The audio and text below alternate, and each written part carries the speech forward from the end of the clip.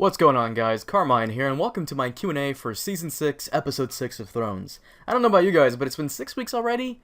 My god, how time flies when you're complaining about nobody killing the High Sparrow already. Anyways, let's get on to it. First question, what game do you think Peter is playing now, and what is his next step to obtaining everything? The game I believe he is playing is called the waiting game. You wait until everybody has beat the shit out of each other, and then you swoop in and pick off what remains. I don't think Peter wants to be king, but he wants to have a big influence over everything. Much of his plan still remains a mystery, but I believe he wants to make sure that he can control half the continent, starting with the Vale, then the North, and then the Riverlands. It would also make sense if he turned out to be the one funding the Sons of the Harpy to stop Dany's advance towards Westeros. If she comes over now, then chances are his plans will be harder to execute. I think his next step would be to control the North, by force if necessary. And after that, no idea. I really hope he doesn't die this season and instead gives us a deeper look into his plans.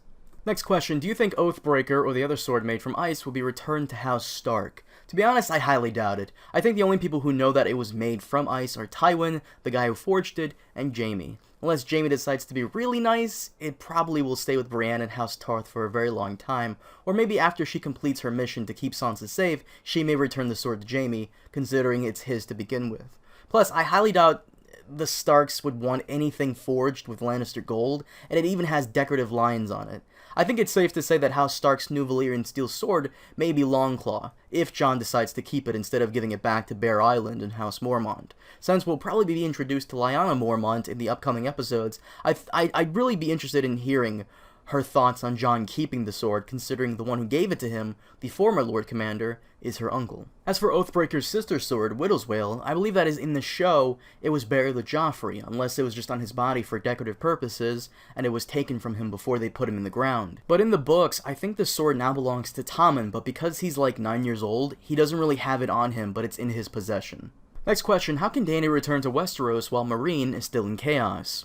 That's a tough one, but in my opinion, I think she has 3 choices. 1, she can kill all the Masters again, Red Wedding style, and install the former slaves as the new ruling class. 2, she can try and occupy the other 2 cities, which would be very hard to do, and split her forces. And 3, she can heed the Master's advice, leave Slaver's Bay, and take along with her anybody who wishes to come, and I think that is the most logical conclusion. She'll be needing a lot of ships for that one, but the Masters can't enslave anybody if all the former slaves choose to leave with her. I'd be interested in seeing how she handles the situation, but I doubt they'll have her leave randomly while the city is tearing itself apart. Next question, do you think Jaqen is actually testing the waif instead of Arya?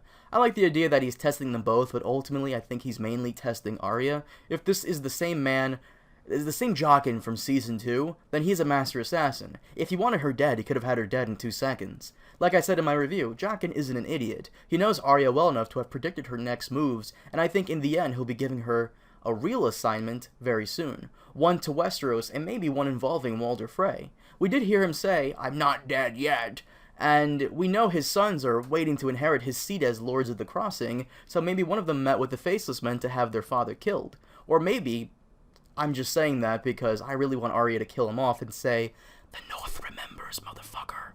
Also, Walder's new wife, I don't know about you guys, but she seems like the perfect age for Arya to disguise herself as. Next question, do you think Benjen is actually working for the White Walkers and is trying to get Bran past the wall so his mark can break it? That would be an amazing twist, but I highly doubt the showrunners would put that in there. I know I'm being a little too harsh on them, but they're giving amazing characters with great potential nothing to do, and barely giving them any sense of personality or thought. It's almost like the people writing the show are just fans of Dany, Jon, and Tyrion, and that's it. Everybody else they just find boring or tolerable. But to the point here, I would love if Benjen turned out to be secretly working for them to get Bran across the wall so it can come down, but at the same time, it seems a little weird that the White Walkers were trying to kill him in the first place.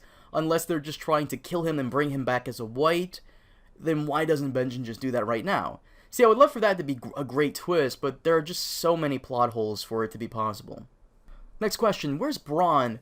I assume the actor was probably demanding more money, considering he's very popular and his character is the type that you can partner up with anybody and it just works. You can't do that with most of the others, so I assume the actor realized this and just asked for more money and they said, fuck it, we'll put him in the last 4 episodes of the show. It may also be because he probably has nothing to do, considering Jaime is spending a lot of his time with Cersei, and the actress who plays Cersei, Lena Headey, really doesn't like Jerome Flynn, who plays Bronn. Apparently the two were in a relationship before, and it ended badly, so they're not allowed in the same room together. But those are just rumors. Next question, since we're not getting Catelyn as Stoneheart, do you think Brienne or Sansa may become her instead?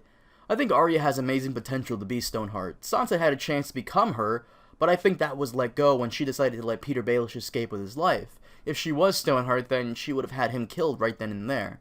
Brienne being Stoneheart just doesn't make much sense to me. The one person I can see becoming Stoneheart is Arya. Killing her targets with no mercy seems best suited for her. But hey, who knows, maybe they'll surprise us and Brienne will encounter the real Stoneheart after all. Next question, do you think we'll ever see a Rhaegar flashback? I don't know, because we got to see the Mad King, finally, but I would love a Rhaegar flashback with him kissing Lyanna by the Weirwood tree in Winterfell. That would be an amazing vision that Bran could see towards the end. Those of you wondering why that vision, well, because it would make sense that Bran would see them kissing or embracing by the tree. The story goes that Rhaegar kidnapped her, but I believe she went with him willingly, and maybe they secretly met by the Weirwood tree in Winterfell. I hear rumors that we will see inside the Tower of Joy at the very last episode, and if we do, then I'll be satisfied with that, but I would love a look at Rhaegar and the actor that got to play him. And last question, is Daenerys going to become an antagonist when she invades Westeros? Some people think that George R. R. Martin created Daenerys as a homage to Genghis Khan. Once again, it would be an amazing twist, but I doubt she'll full out become an antagonist, but maybe an accidental one. The Seven Kingdoms just went through a major civil war in which almost all the great houses were fighting with each other, and she's bringing a ton more people to add to that carnage. Not only that, but food is scarce, and she's bringing a lot more mouths to feed. And even when she does invade, it won't be without opposition, so there'll be even more killings, which will probably result in another Faith uprising, or maybe even add to the High Sparrow's power if he's still alive. Not only that, but she's bringing with her the Dothraki, who have only known pillaging and raping, so that may be a problem in the future, so bringing her entire force from Essos to Westeros may pose a problem she never intended. Then there comes the problem with her father and her inheriting that Targaryen madness, which many previous kings have been prone to. Her father, the Mad King, was well into his old age when he started going insane, and fortunately for everybody, he didn't have a dragon. She has 3, and it's possible that she could still go insane and repeat the tragedy that her father brought on their family. It's an interesting way to see the character, but I doubt it would ever go down like that in the television show, considering it's becoming very Hollywood and almost predictable. If you want to hear more on the subject of Daenerys being compared to Genghis Khan, then check out the GOT Academy's video on the topic. I'll leave it in the description below if you want to check it out, and I do recommend it. And if you like their video, subscribe and tell them Carmine sends his regards. Guys, thank you so much for watching, and as always, if you enjoyed the video, give it a like because it does help a lot. Hit that sub button if you already haven't, and leave your thoughts below. I'll see you all next time. Have a good one.